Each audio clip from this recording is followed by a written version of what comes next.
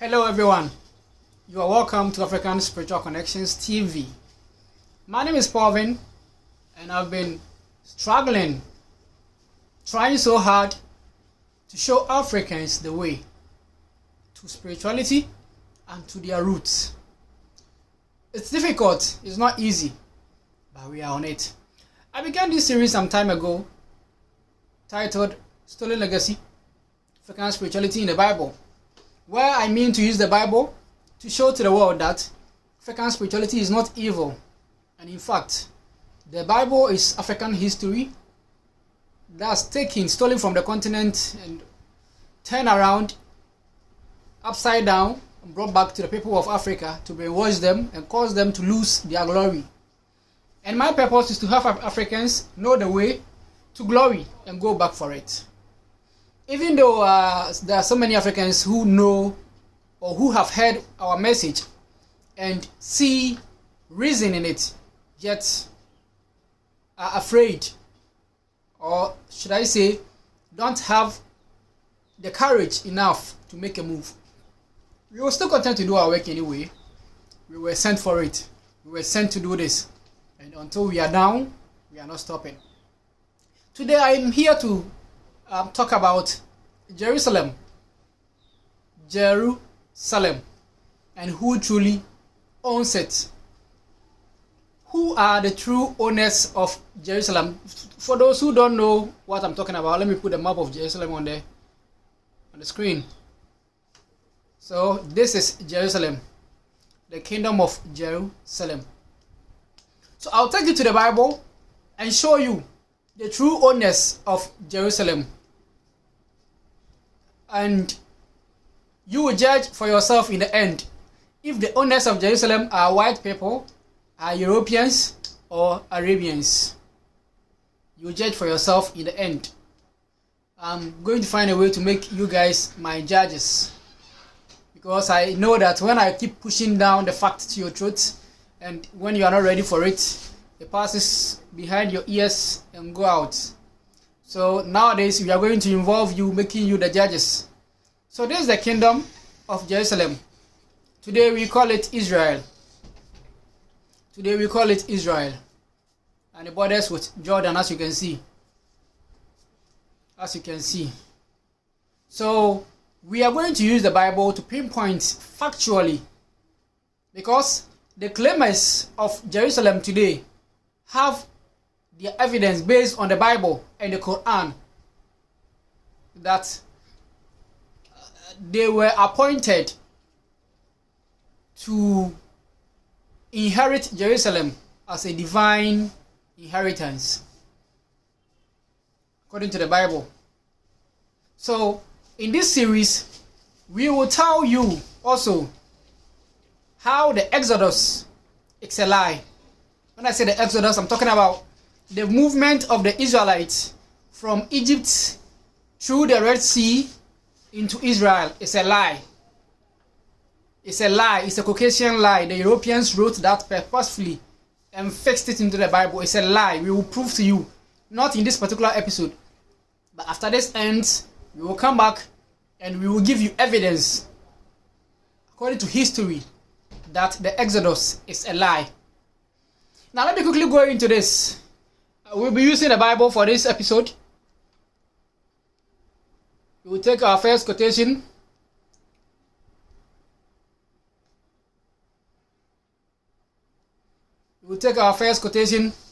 From Genesis chapter 10, 15 to 16.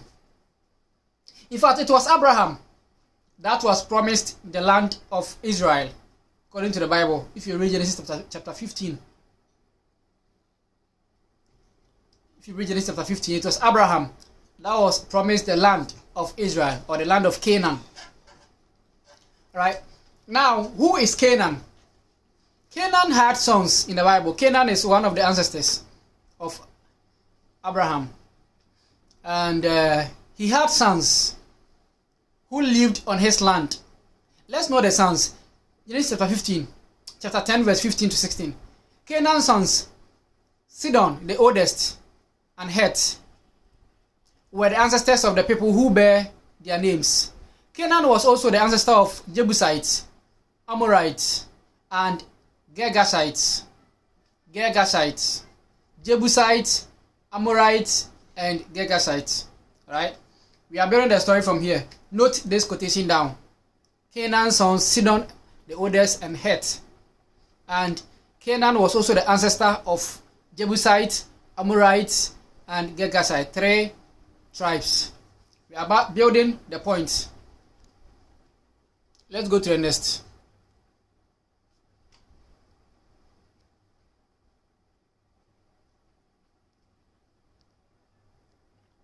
Now, Exodus chapter 3, verse 7. This is where the Lord is going to promise the Israelites that they will be given a land. Verse 7. Then the Lord said, I have seen how cruelly my people are being treated in Egypt. I have heard them cry out to be rescued from their slave drivers. I know all about their sufferings. Verse 8.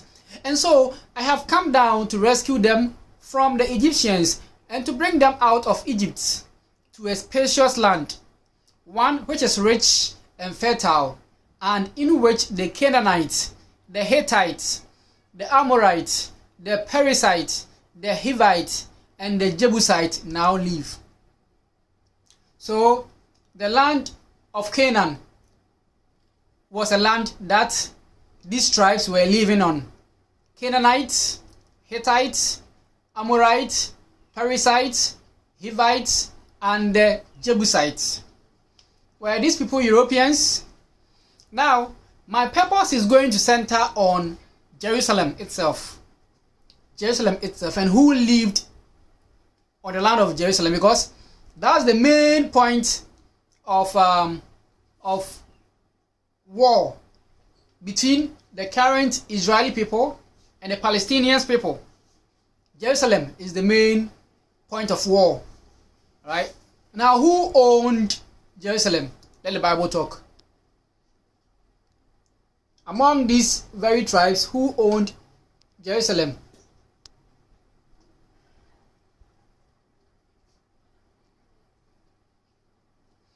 Now let's go to Exodus chapter 34, verse 11. Good news. Right? Now this is the condition that the God of Israel gave the Israelites, or the condition on which they will be given the land. Exodus chapter 34, verse 11. Obey the laws that I am giving you today. I will drive out the Amorites, the Canaanites, the Hittites, the Perizzites, the Hivites, and the Jebusites as you advance. So the God of Israel is telling them that these inhabitants of the land of Canaan, he is going to drive them out and give the land to the Israelites. We are building the point. It may be slow, but take your time and let's move. In the end, we will answer the question, who truly owns Jerusalem? Who truly owns Jerusalem? And we will check if they are white people or they are not. You will check if they are white people or they are not.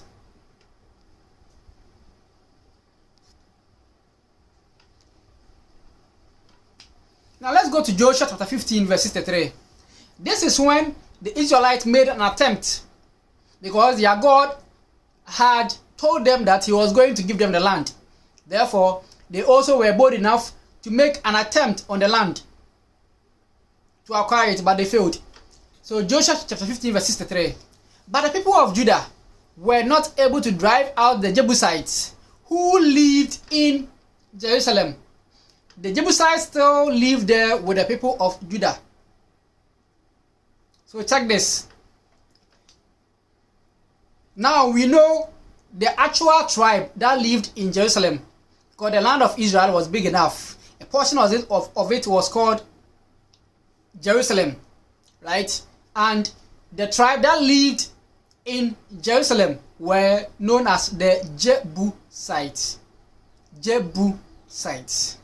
Now check the name. Jerusalem and Jebu. Well, I'm not making any point here. If I'm making any point, you understand it. Jebusites. Jerusalem. Now, who are the Jebusites? who are the Jebusites? Are they black people or they are Europeans? Because if we are able to know that the Jebusites were the actual original owners of Jerusalem before they got driven out, then we are able to trace whether they are black people or they are white people, then we may be able to trace where they currently live today, and if it's either Palestine or the current Israel or Israeli people, so that both of them will know whoever is truly the owner of the land that they are fighting over today. Right? In the next episode, we will dive into history and we will see who is who and who owns what. So the people of Judah were not able to drive out the Jebusites who lived in Jerusalem. And today the Jebusites still live there with the Judah people. Now let's see. So we ask the question,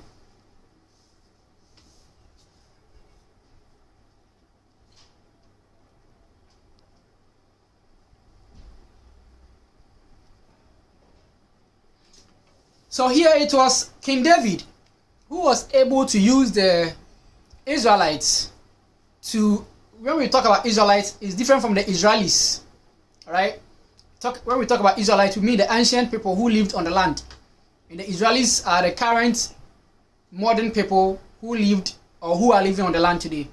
So 1 Chronicles chapter 11 verse 4 to 5, it says, King David and all the Israelites went and attacked the city of Jerusalem. It was then known as Jebus. Note this one down, Jebus or Jebus. And the Jebusites, the original inhabitants of the land, were still living there. So it was known as the land of Jebu or Jebus. And the original inhabitants were living there before King David used the Israelites to go and drive them out. Verse 5. The Jebusite told David he would never get inside the city. But David captured their fortress of Zion and it became known as David's city. So Jerusalem was not known as Jerusalem. It was known as Jebus. The land of Jebus, before David captured it, and they named it David's city, which has come to be known as Jerusalem. Now, who are the Jebus people? Let's do a bit of search online and we will find out if the original owners of the land of Jerusalem, the Jebus, were Europeans or were black people. Now, if you Google Jebus around the world, you realize that there is a tribe in Nigeria known as the Ijebu people, the Ijebu tribe. And the Ijebu tribe are linked to the Jebus. Let me not talk, let me just put it on the screen. We are doing research here. See, we will fish out the Caucasian lies and make it known to Africans who they are, that their history have been stolen. Now know that this is Google, alright? Search this word that you can see on the screen. Search Ijebu. You can see on the screen. Let me see if I can use pencil here.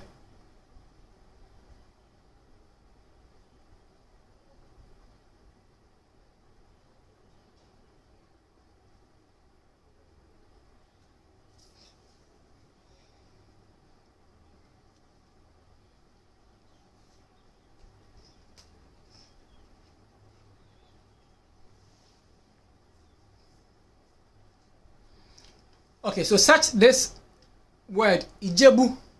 Ijebu. And now let's read about it. Let's read about it. Who are the Ijebu people?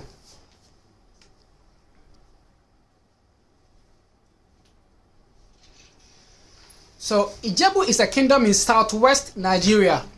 It was formed around the 15th century.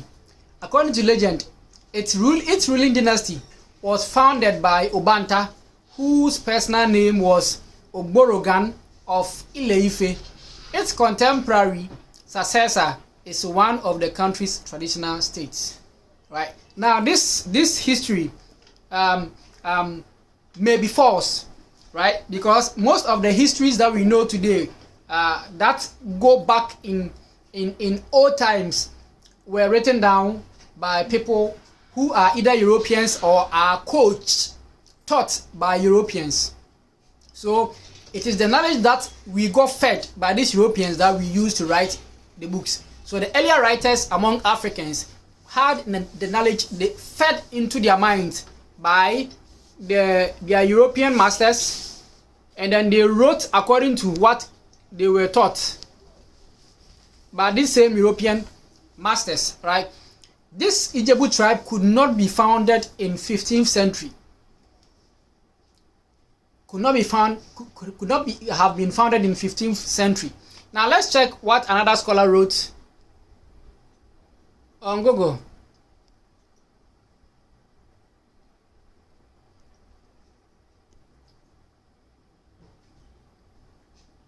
Now read this. Is Ijebu in the Bible?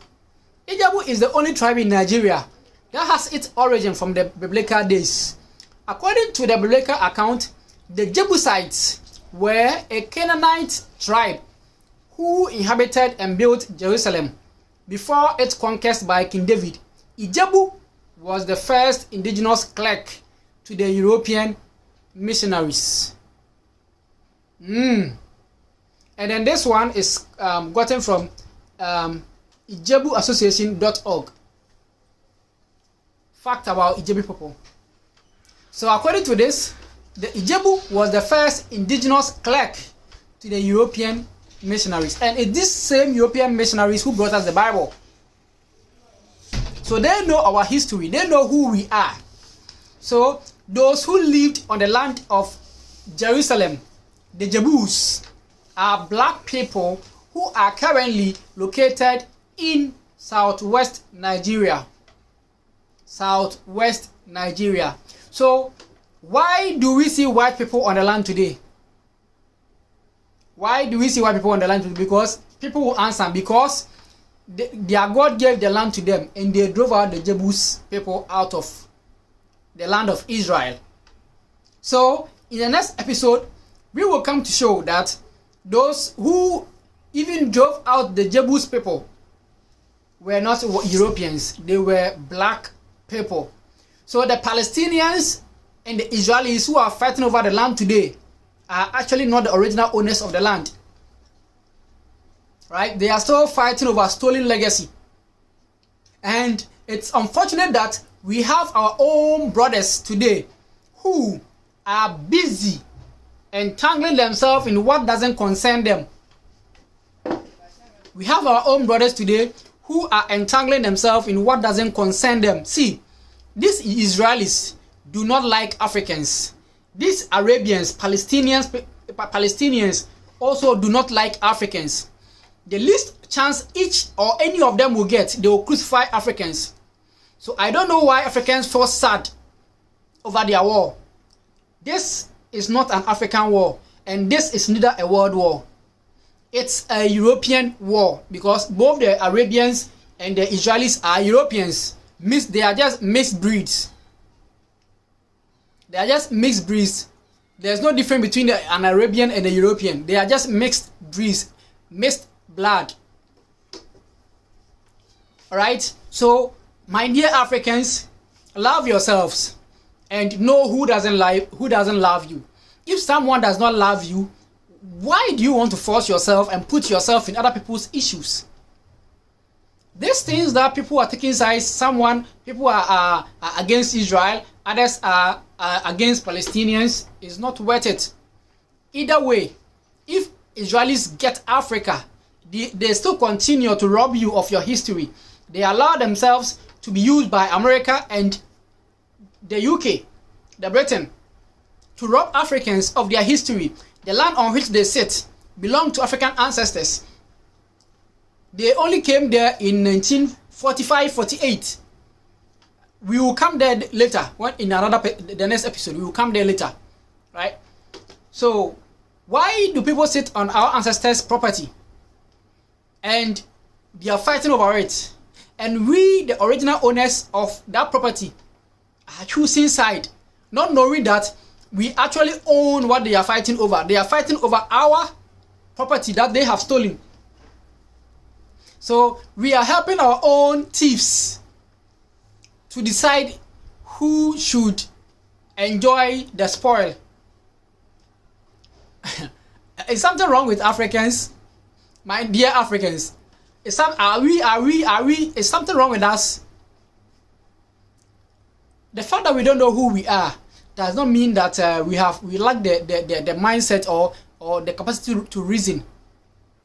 The land on which they lived or on which they live today and they are killing themselves over belong to us. And the gods that are on our land are fighting so hard to make sure that those who raped us